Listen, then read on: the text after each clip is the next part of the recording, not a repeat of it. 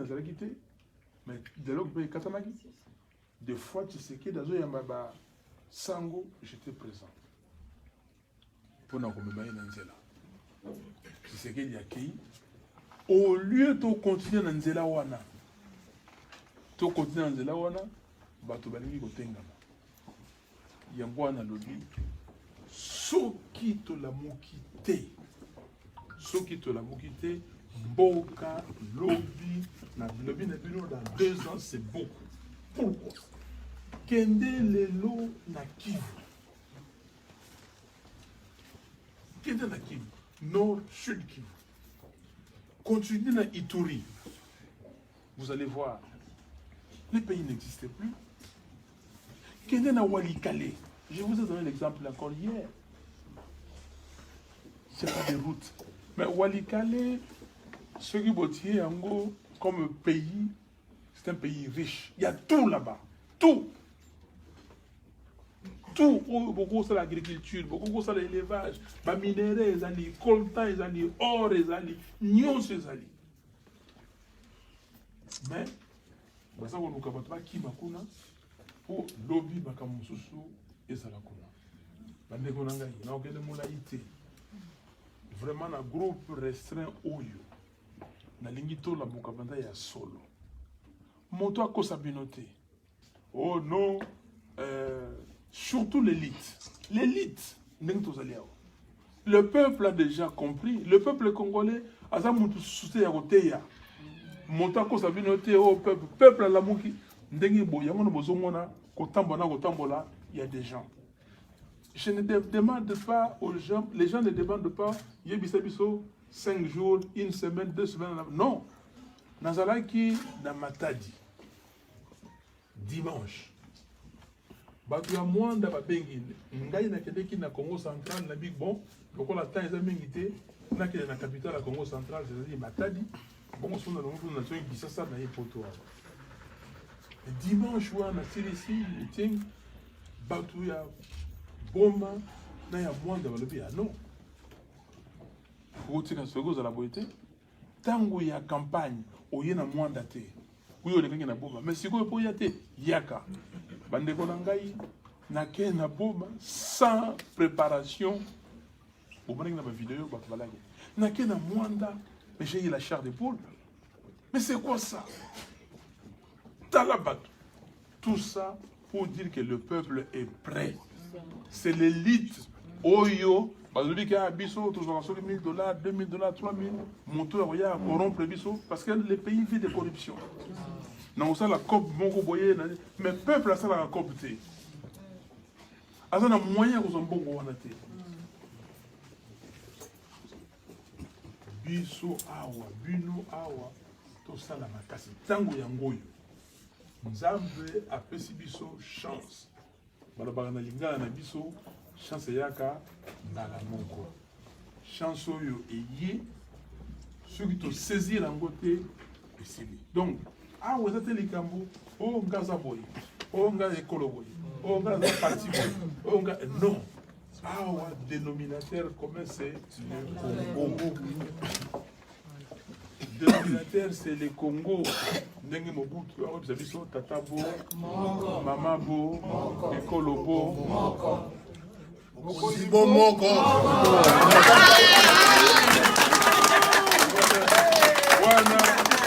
wana bino ndo babiti yango ndenge babiti yango zambe ayo kabino amen.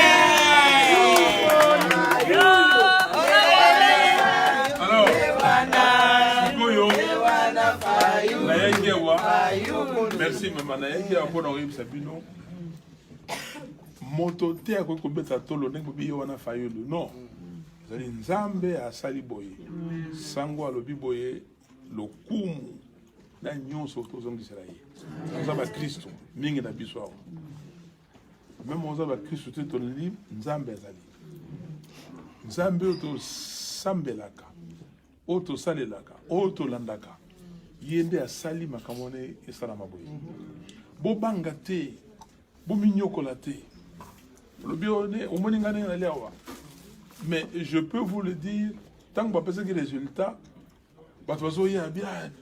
Non, moi je suis intact. Tant qu'on a d'autres temps, mais ma casse aux autres. D'ailleurs, dès qu'on a besoin de moi, c'est le Tunagi, mon Tunabi, ma casse, c'est la Saint-Esprit. Parce que je suis croyant. Nandimi, Makambo, Toza Komona. Na Suki Sawana. Pour n'engager explication dans le Yango. Nzambe azali koloba ba Congolais. Na pesibino mboka kitoko. Mboka malamu. Na tie nyonso oyo mboka esengaka. Mai ezali. Mabanga ya talu ezali. Babinere nyonso bino olingi ezali. Bato na tie bebo. Les lots ont plus de 80 millions. En 2030, nous serons plus de 100 quelques millions. Na tie nyonso. Mais eloko nini boza osana mboka wana. Alaxi bino na parabole de talent. O apesa ki moko mi bisato mitano ya ke ko bomba ya yirase. Est-ce que ngana pesi bino nyonso na bobotika ngonde ngona? Yango wana na talisi bino boye. Que bato mususu na zinga bako konza bino. Bako kamba bino. Bako mabino na nzela ya mabe. Bomona yango boso mayele. Que richesse na tie ekokite. Na lingi bo fungola mayele na bino boyeba. Mais tangu boko zuwa ki mokonzi ya mboka na bino. Boko memewa na nzela ya malamu. Ekozala sese seko. Toyokani? Ezali sagesse pour nangai, j'interprète la situation du Congo comme ça, dans ce sens-là. Que lobby mboka ekozala mboka kitoko. Mais nzambe siko ya pesi biso ndenge tozali awa bokasi wana makasi wana po to mebango liboso. Donc moto na moto moko na biso atala ye akoki kosala nini. Ezate loka moto moko. O toti mayele na biso na yo moko. Oh non. Ngai siko botie ngai liboso ndenge wolobi commandant du peuple avec ses soldats. Peuple wana voilà. Azana besoin de soldats. Commandant wana azana besoin de soldats. Donc tokende liboso pour bato batika koseka biso. Toyokani? Voilà moki odagi pona ibisabino yango wana bosambela pona ngai. Bosambela pona ekolo. Bosambela pona bino moko. Bosambela pona bandeko batika na Congo. Victoire ezali victoire ya fayuluté. Victoire ezali victoire la mokate. Victoire ezali victoire ya peuple. Yango wana tangu naza kosenga vérité des jeunes. Vérité des jeunes ezali te ono fayula comme président. Non, vérité des jeunes ezali ba député au peuple a votaki ba bima. Moto au peuple a votaki comme président parce que victoire ezali ya peuple. Merci mingi nzambe.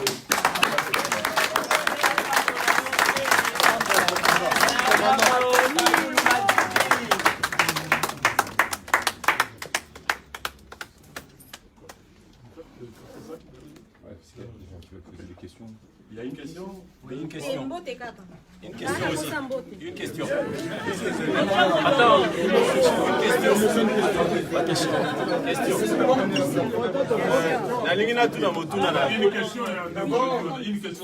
Une question. Merci Mininde Mopesi Bisonzela tokutana nayo to solo nayo. Ngai kombo nanga Alain Landou. Nazali na motuna oyo. Merci.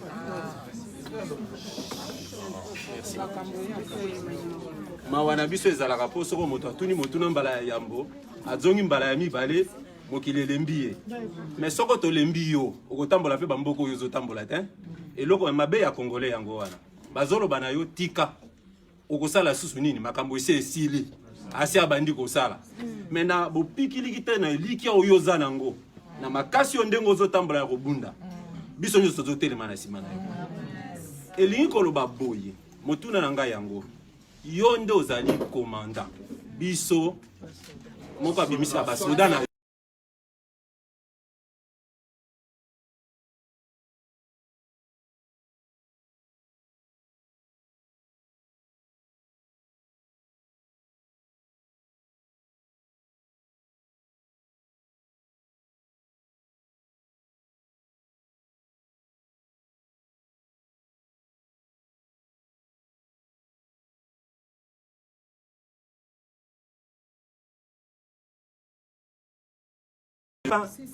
Toza ebele totangiawa.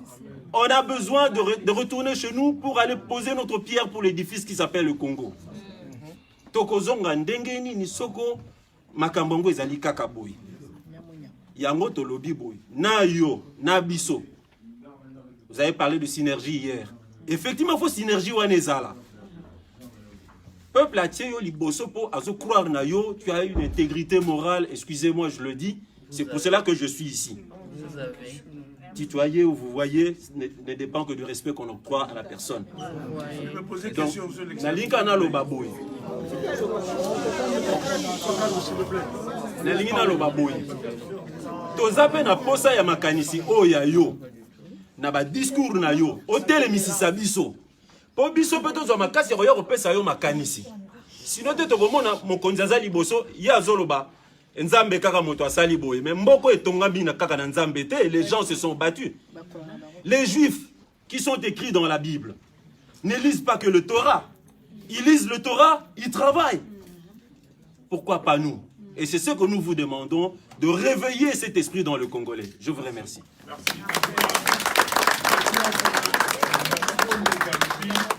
Ça se passe. Commentaire. Peut-être pas de commentaire, mais. Merci beaucoup mon frère. J'ai beaucoup aimé les Camborobi Nzambe. Quand on dit Nzambe, ils allaient été ok au lali, au Lobanga Nzambo, Sambe la bana tongo ti lobby, pourquoi lobby na tongo non, vous avez raison. Parce que Nzambe allait Nzambe ça sala. Il a déjà fait. Si on est biso, on peut cet exemple, il y a des biso par Israéliens. Exode. Opesi biso nzela poto loba opesi ngai nzela poto loba bandeko oui sambela mais yo sala o yo il faut sala ceux qui ont lali au sala de côté donc tout ça la synergie wana toyo kana ndenge bolobi bon je ne peux pas parler à moko na bino mais dans le pesa babiloko wana sikoyo ezali lisusu tango ya kozonga simate ya tango ya okende liboso. Voilà, merci beaucoup. D'accord, il y a une maman ici. Maman Zala est violente, a sauté dans le bossé, au bananaye, et puis tout le monde, moko, selon les fans de lui. Non, tous les ans.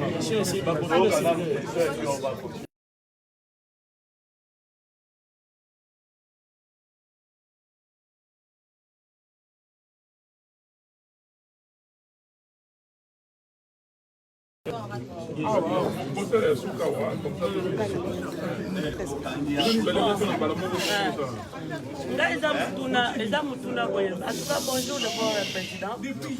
La félicité on a aussi en Europe, on dit bonjour, bonjour, tout le monde. Depuis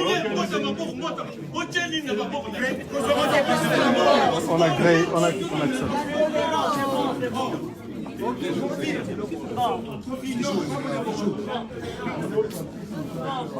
président Fayoula, papa, la PCO, on a félicitations.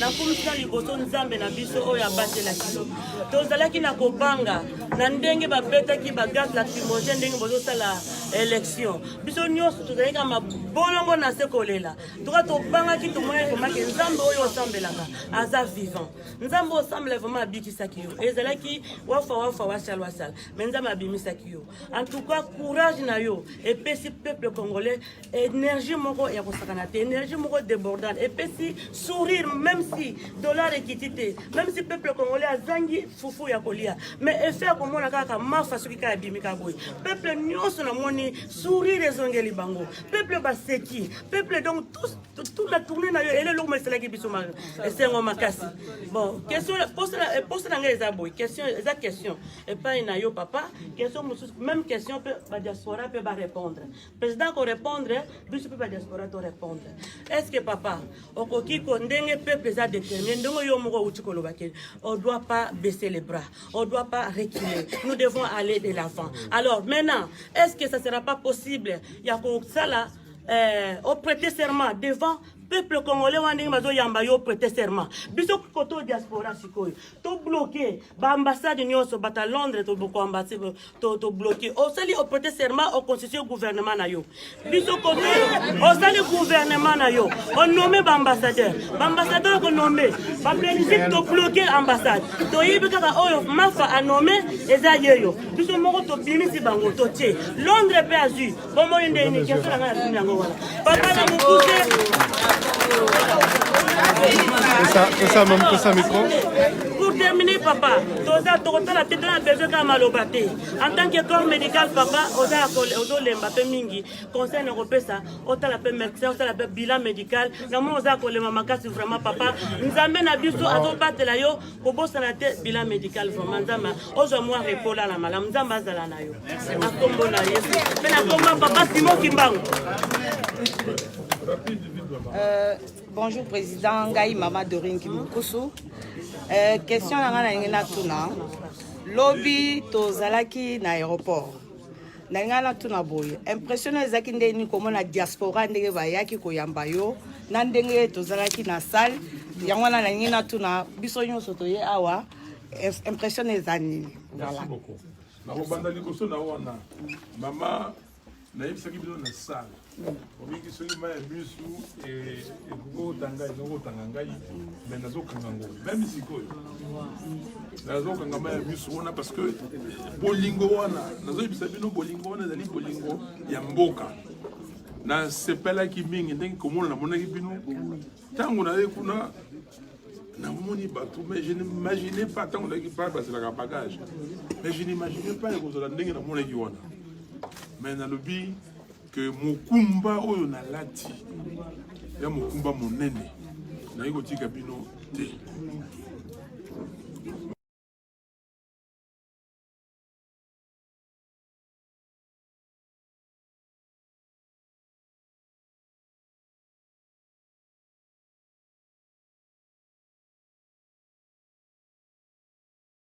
okoza pouvoir tovandi na kiti ya kimokonzi epai oyo président ya kovanda afandaka avandi asali mosala parce que oyo bazali kuna bakosala te ndenge nalobaki popularité oyo bopesi ngai kolando peuple aza kolanda na nsima bakanisaki liboso ezalaki campagne mais campagne ezalaki pourquoi bato bazoyeba ntina popularité wana te popularité on était pour na kombo ya Fayulu non popularité on était pour na peuple à sengaki ba politicien congolais bazana bomoko pa bimisela bango candidat commun tango to bimisi candidat commun puis fo nyonso pouvoir ya peuple ekei yango bozo mona likambo wana to leki na campagne d'aucune élection 62%, ce n'est pas ici. Ce qui bâtit qui Béniville, Béni Territoire, Boutembo, Yumbi.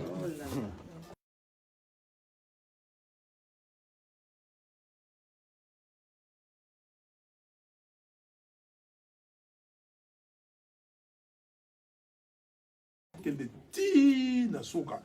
Les alliés, Moussika Mingite, Makambo. Il faut changer. Ingeta. Maman, les gens qui me pas ça y est, micro. Comme Baboy, il est c'est pas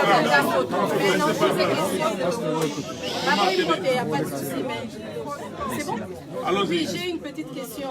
Il y a 2 jours, Toté a fêté Journée de la femme. Donc, tout le monde qui na campagne, tout le monde a fait mais tout le monde a bassité. La question est simple. Quelle est la place de la femme au sein de la Mouka? Donc, Bisoto Zawana. Oui. Les mamans la Mouka sont derrière. On aimerait bien voir le maman auprès de notre papa. On est là pour nous soutenir. On ne cherche que ça. C'est pour ça qu'on est là. Donc, on n'est pas encore membre de la MOUCA. On aimerait bien devenir membre de la MOUCA. Mais il faut que ça soit vraiment place parce qu'on a beaucoup à faire. La femme a beaucoup fait pour ce pays. Beaucoup à apporter. Vraiment, tout le monde a caché le Sokotini. Merci beaucoup.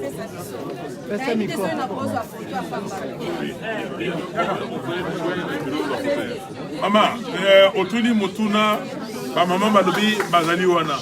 Omonaki maman F Bazaïba, maman Moussousou Bazali na Kisasa, maman Georgette Biebe, Charlotte Massiala et maman Bazali Ebele.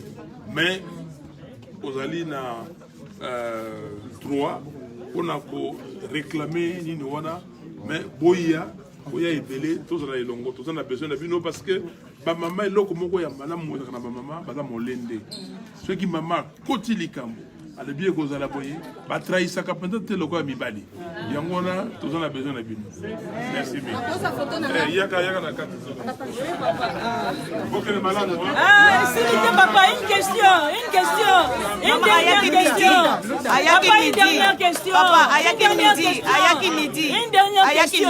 Une dernière question. J'allais demander, écoutez s'il vous plaît, j'allais demander, hein. Papa, vous avez dit, vous êtes le commandant, nous sommes des soldats. Vous nous demandez de vous aider pour qu'on puisse gagner un peu cette bataille. Mais j'allais dire une chose. Depuis que vous avez commencé, même au pays, j'ai su toutes les vidéos que vous faites à Boutembo, par-ci, par-là. Et j'ai vu même le peuple qui est en train de réclamer les armes. Donnez-nous les armes parce qu'on en a marre. Vous ne voyez pas que si on continue toujours avec les discours, on n'arrivera jamais à libérer le Congo. Parce que les discours là, ça ne changera rien. Je sais que vous êtes un grand responsable et vous ne voulez pas engager les peuples dans le soulèvement ou la révolte. Mais la libération du Congo, je crois que ça doit passer par là. Vous n'avez peut-être pas le courage de le dire. On est là de la diaspora. Qu'est-ce qu'on peut faire? On est impuissante. Bon, disons pas impuissante, mais voilà. Vous avez compris au moins la question. Ouais. Maman a lobby que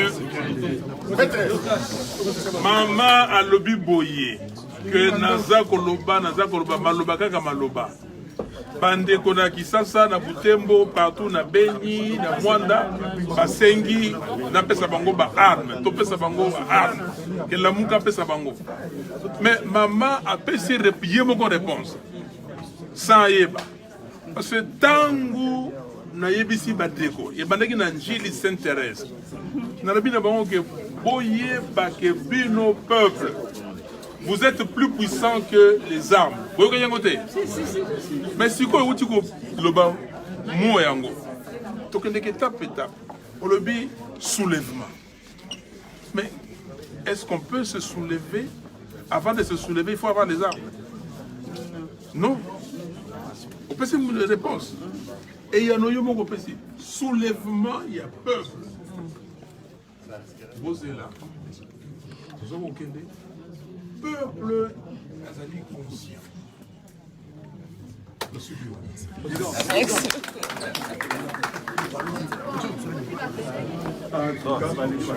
Et bien voilà. Alors maman, impressionnant. La CPLI. Comment on a président Moussika? Quand je viens à Kinshasa, n'oublie pas.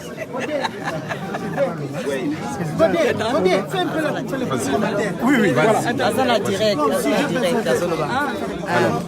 Ok, impression ngeza. Tout le monde a président la musique. Tout le monde a yopé motozo filmer la musique. Le to moni. Impression ngeza li président ngazoloba. En tout cas, net pas le baki lobby na salle. Makambazoloba akoko kisango pe aza muta vérité. Mutu moko penza za ya solo penza nde ba pese comme soldat du peuple. Azali vraiment soldat du peuple. Et on l'a bisope to komi bon. Commandant du peuple. Donc aza soldat pe commandant. Bon, excusez to messana qui na soldat sikoyo to pese commandant du peuple. Merci. Moi j'ai déjà parlé. Tu as entendu ce que j'ai dit? C'est tu es prête pour ça? Maman, papa, oui, pourquoi pas? Papa, non, parce qu'on ne doit pas continuer avec les discours.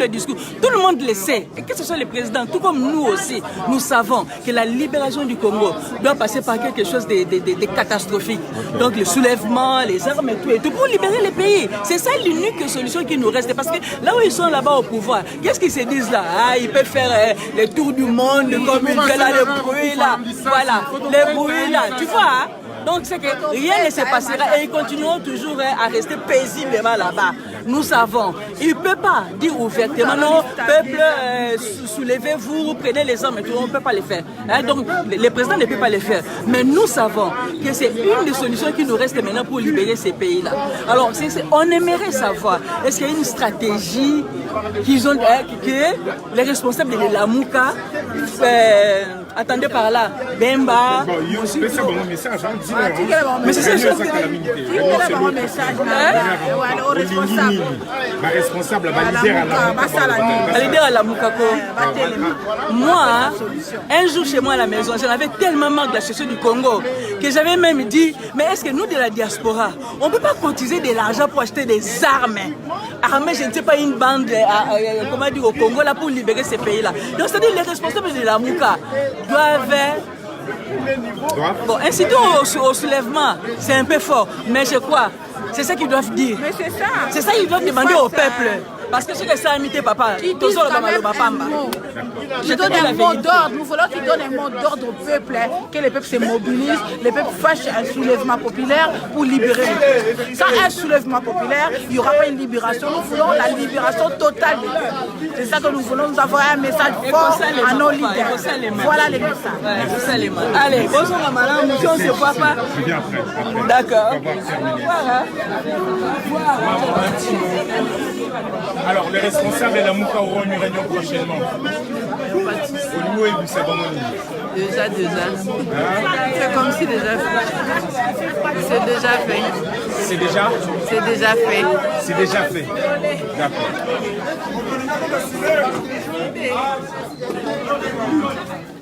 Joli sourire. Bon, les responsables de la Mouka vont à la réunion la semaine qui vient. Oui, c'est bon, il va libérer la Mouka.